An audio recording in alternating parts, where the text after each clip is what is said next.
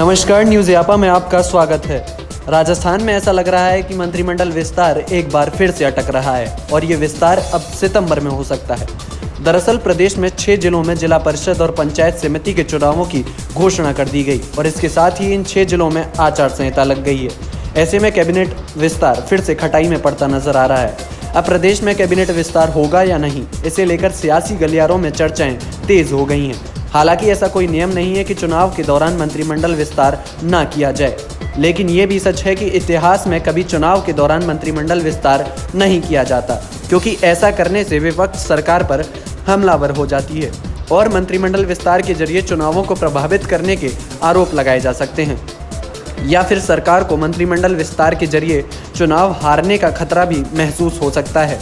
मुख्यमंत्री गहलोत बिल्कुल नहीं चाहेंगे कि मंत्रिमंडल विस्तार को चुनाव के दौरान किया जाए, लेकिन दूसरी तरफ सचिन पायलट गुट है, जो जानता है कि अगर अभी मंत्रिमंडल विस्तार नहीं हुआ तो फिर 1 महीने ये हो भी नहीं पाएगा और उसके बाद क्या होगा कोई नहीं जानता, क्योंकि अभी सिर्फ 6 जिलों में जिला परिषद और पंचायत समिति के चुनाव कराने का ऐलान किया है, जबकि कुल 12 जिलों में चुनाव होने हैं और इस दौरान कोरोना की तीसरी लहर का भी खतरा मंडरा सकता है और मंत्रिमंडल विस्तार अगले 5 महीनों के लिए अटक सकता है।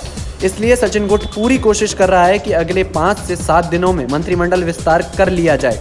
इसको मुख्यमंत्री की रणनीति के तौर पर भी देखा जा सकता है, क्योंकि विस्तार के जरिए सचिन गुट के 3-4 विधायकों को मंत्रिमंडल में शामिल करना मुश्किल नहीं होगा। लेकिन मंत्रिमंडल बदलाव किया गया तो फिर सभी मंत्रियों के इस्तीफे लिए जाएंगे और फिर मंत्री बनाए जाएंगे, उनको मंत्रालय सौंपे जाएंगे।